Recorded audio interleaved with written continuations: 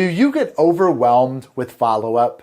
The process of continually touching base with someone just to find out if they're ready to list yet.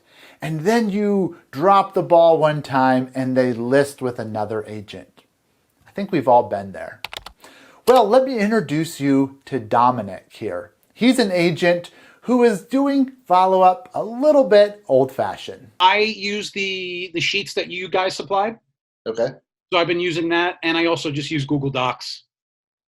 So I just build my own little spreadsheet with everything. So I have on paper, whatever I have on paper from the sheets that you supplied me, I have that stuff on paper, and I just basically just, type it into Google Docs. So I have everything, and I look at it every day. I look at my sheets every day. I don't call these people every day, but I call them like every few days, every 2 or 3 days. I'm like, calling them, following up. Just been hard. So I think I'm at like follow-up number 7 so far with these people. Some of them already sold or went with somebody else for whatever reason. So I have a list of maybe 25 to 30 leads right now. So I'm hoping that something comes out of that, but that's kind of where I'm at right now. So it's been tough. But the one listing that I got from the book is $475,000 house. Again, I'm going into contract next Tuesday, and I have to buy her house too. So obviously that's making my money back big time. So I'm going to get more books whenever that closes. How about those results? That's not rocket science. It's not a new app. It's not a new CRM. It's paper. Yeah, this paper that we've had for many, many decades. Here's the thing.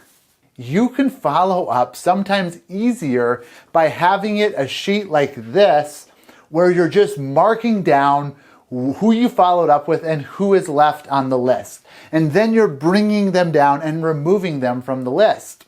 It's so simple, yet sometimes when we sit at our desk and we see maybe our top 50 leads on a sheet, we remember. I was just talking to a teacher who teaches corporate events, and she does a lot of big events.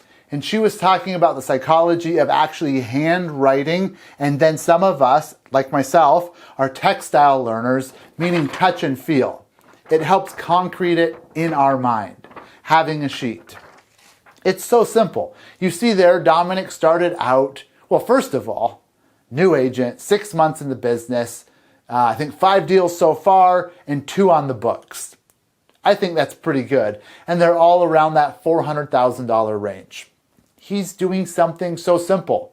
He mailed his leads and then he followed up. Text, phone call, email. He's tracking his emails, sending out text and door knocking and connecting with them. And so he had 50 leads. I think he said he's down to 30 leads left, 7 or 8 have sold or are no longer interested, and then he got 2 deals. Plus he has 30 leads and he's on, if I remember right, his 7th follow-up.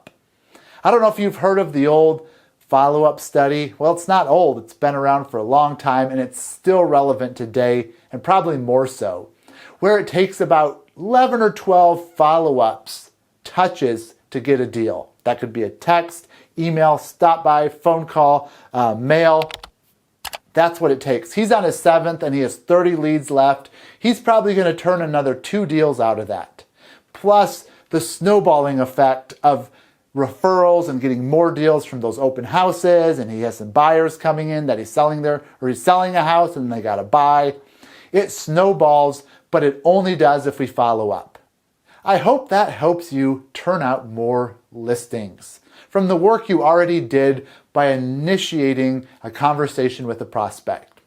Now, if you want more information like this and many more ways that you can get listings, visit our blog at blog.smartagents.com, and don't forget to like and subscribe so you don't miss a video.